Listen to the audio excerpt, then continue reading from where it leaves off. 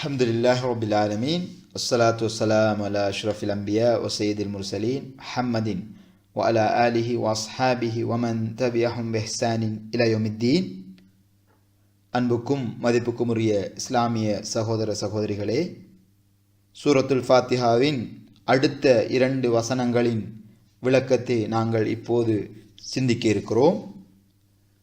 அடுத்த வசனமாக மாலிகி யௌமித்தீன், தீர்ப்பு நாளின் அதிபதி என்று அல்லாஹ்வை நாங்கள் ஞாபகப்படுத்துகிறோம், புகழ்கிறோம்.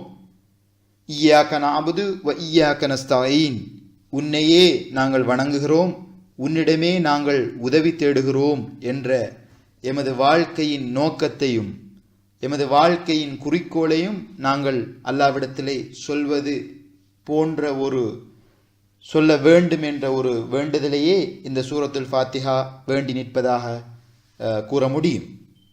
அந்த வகையில் முன்னைய பின்னைய தலைமுறையினர் எல்லோரும் ஒன்று சேர்க்கப்பட்டு ஒவ்வொரு மனிதனுடைய வாழ்நாள் செயலறிக்கையும் வாசிக்கப்பட்டு விசாரணை நடத்தப்பட்டு எல்லாருக்கும் அவரவருடைய செயல்களுக்கேற்ப முழுமையான நற்கூலியோ தண்டனையோ வழங்கப்படவிருக்கின்ற மகத்தான தீர்ப்பு நாளின் அதிபதி என்று இந்த இடத்திலே நாங்கள் சொல்கிறோம்.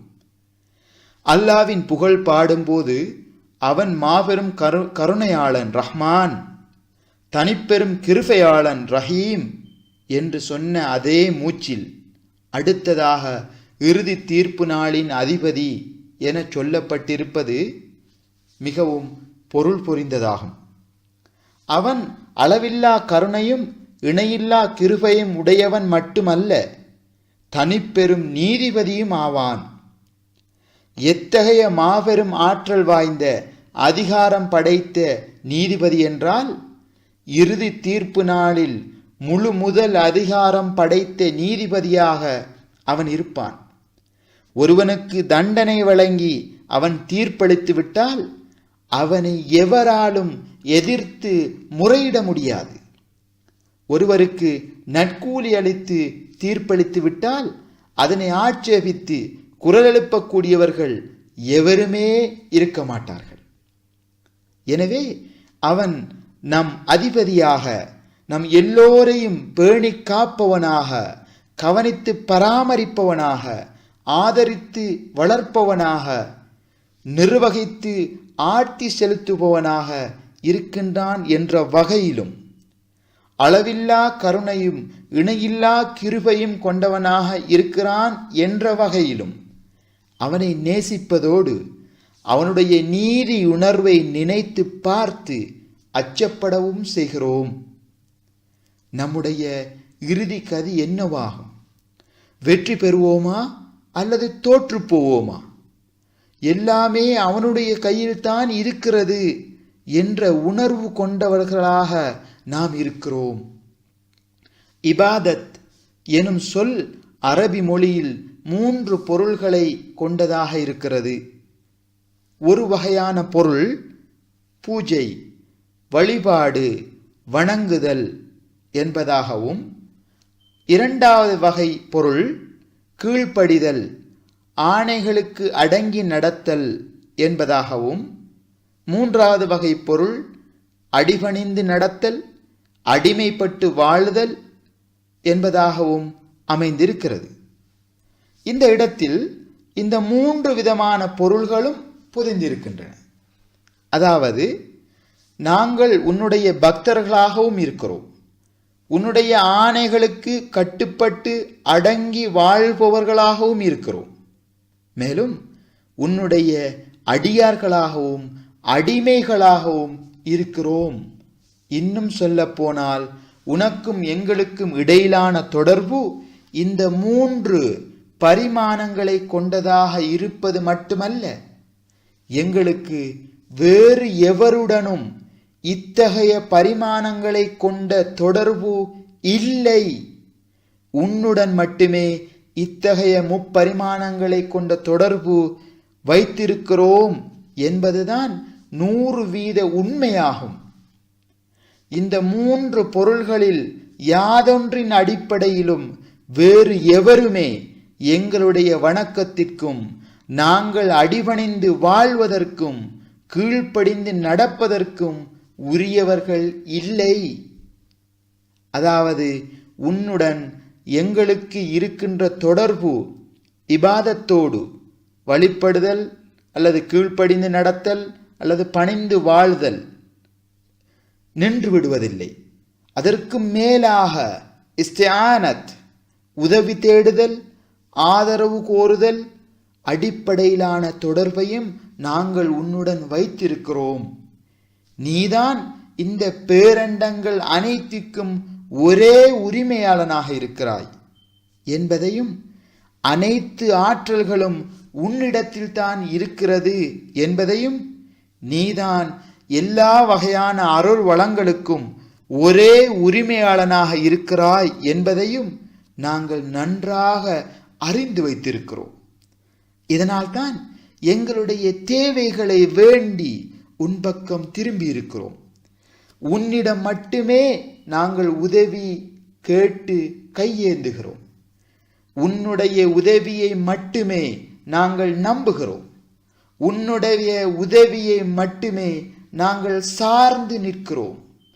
இதனால்தான் எங்களுடைய இந்த முறையீட்டை எடுத்துக்கொண்டு இப்போது உன் திருமுன் வந்து நிற்கிறோம் என்ற ஒரு பின்புலத்தை உடையதாகவே இந்த 2 வசனங்களும் இருப்பதை நாங்கள் ஆழமாக புரிந்து இந்த வசனங்களை ஓதுவதற்கு கடமைப்பட்டிருக்கிறோம். அல்ஹம்துலில்லாஹி ரப்பில் ஆலமீன், வஸ்ஸலாத்து வஸ்ஸலாமு அலா அஷ்ரஃபில் அன்பியா வ ஸய்யிதில் முர்ஸலீன் முஹம்மதின் வ அலா ஆலிஹி வ அஸ்ஹாபிஹி வ மன் தபிஅஹும் பிஹ்சானின் இலா யௌமித்தீன். அன்புக்கும் மதிப்புக்கும் உரிய இஸ்லாமிய சகோதர சகோதரிகளே, சூரத்துல் ஃபாத்திஹாவின் அடுத்த 2 வசனங்களின் விளக்கத்தை நாங்கள் இப்போது சிந்திக்க இருக்கிறோம்.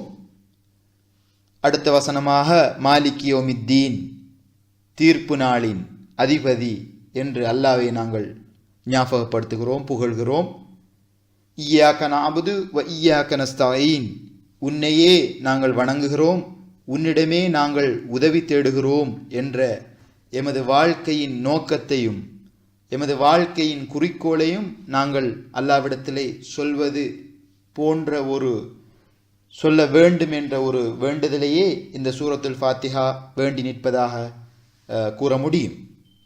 அந்த வகையில் முன்னைய பின்னைய தலைமுறையினர் எல்லோரும் ஒன்று சேர்க்கப்பட்டு ஒவ்வொரு மனிதனுடைய வாழ்நாள் செயலறிக்கையும் வாசிக்கப்பட்டு விசாரணை நடத்தப்பட்டு எல்லாருக்கும் அவரவருடைய செயல்களுக்கு ஏற்ப முழுமையான நற்கூலியோ தண்டனையோ வழங்கப்படவிருக்கின்ற மகத்தான தீர்ப்பு நாளின் அதிபதி என்று இந்த இடத்திலே நாங்கள் சொல்கிறோம். அல்லாவின் புகழ் பாடும்போது அவன் மாபெரும் கருணையாளன் ரஹ்மான், தனிப்பெரும் கிருபையாளன் ரஹீம் என்று சொன்ன அதே மூச்சில் அடுத்ததாக இறுதி தீர்ப்பு நாளின் அதிபதி என சொல்லப்பட்டிருப்பது மிகவும் பொருள் புரிந்ததாகும். அவன் அளவில்லா கருணையும் இணையில்லா கிருபையும் உடையவன் மட்டுமல்ல, தனிப்பெரும் நீதிபதியும் ஆவான். எத்தகைய மாபெரும் ஆற்றல் வாய்ந்த அதிகாரம் படைத்த நீதிபதி என்றால், இறுதி தீர்ப்பு நாளில் முழு முதல் அதிகாரம் படைத்த நீதிபதியாக அவன் இருப்பான். ஒருவனுக்கு தண்டனை வழங்கி அவன் தீர்ப்பளித்து விட்டால் அவனை எவராலும் எதிர்த்து முறையிட முடியாது. ஒருவருக்கு நற்கூலி அளித்து தீர்ப்பளித்து விட்டால் அதனை ஆட்சேபித்து குரல் எழுப்பக்கூடியவர்கள் எவருமே இருக்க மாட்டார்கள். எனவே அவன் நம் அதிபதியாக, நம் எல்லோரையும் பேணி காப்பவனாக, கவனித்து பராமரிப்பவனாக, ஆதரித்து வளர்ப்பவனாக, நிர்வகித்து ஆட்சி செலுத்துபவனாக இருக்கின்றான் என்ற வகையிலும், அளவில்லா கருணையும் இணையில்லா கிருபையும் கொண்டவனாக இருக்கிறான் என்ற வகையிலும் அவனை நேசிப்பதோடு அவனுடைய நீதி உணர்வை நினைத்து பார்த்து அச்சப்படவும் செய்கிறோம். நம்முடைய இறுதி கதி என்னவாகும்? வெற்றி பெறுவோமா அல்லது தோற்று போவோமா? எல்லாமே அவனுடைய கையில்தான் இருக்கிறது என்ற உணர்வு கொண்டவர்களாக நாம் இருக்கிறோம். இபாதத் எனும் சொல் அரபி மொழியில் 3 பொருள்களை கொண்டதாக இருக்கிறது. ஒரு வகையான பொருள் பூஜை, வழிபாடு, வணங்குதல் என்பதாகவும், இரண்டாவது வகை பொருள் கீழ்ப்படிதல், ஆணைகளுக்கு அடங்கி நடத்தல் என்பதாகவும், மூன்றாவது வகை பொருள் அடிபணிந்து நடத்தல், அடிமைப்பட்டு வாழுதல் என்பதாகவும் அமைந்திருக்கிறது.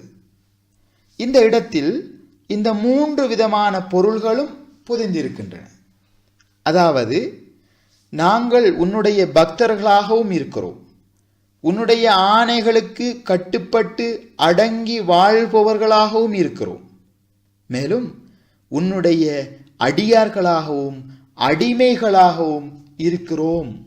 இன்னும் சொல்ல போனால் உனக்கும் எங்களுக்கும் இடையிலான தொடர்பு இந்த 3 பரிமாணங்களை கொண்டதாக இருப்பது மட்டுமல்ல, எங்களுக்கு வேறு எவருடனும் இத்தகைய பரிமாணங்களை கொண்ட தொடர்பு இல்லை. உன்னுடன் மட்டுமே இத்தகைய முப்பரிமாணங்களை கொண்ட தொடர்பு வைத்திருக்கிறோம் என்பதுதான் 100% உண்மையாகும். இந்த 3 பொருள்களில் யாதொன்றின் அடிப்படையிலும் வேறு எவருமே எங்களுடைய வணக்கத்திற்கும் நாங்கள் அடிபணிந்து வாழ்வதற்கும் கீழ்ப்படிந்து நடப்பதற்கும் உரியவர்கள் இல்லை.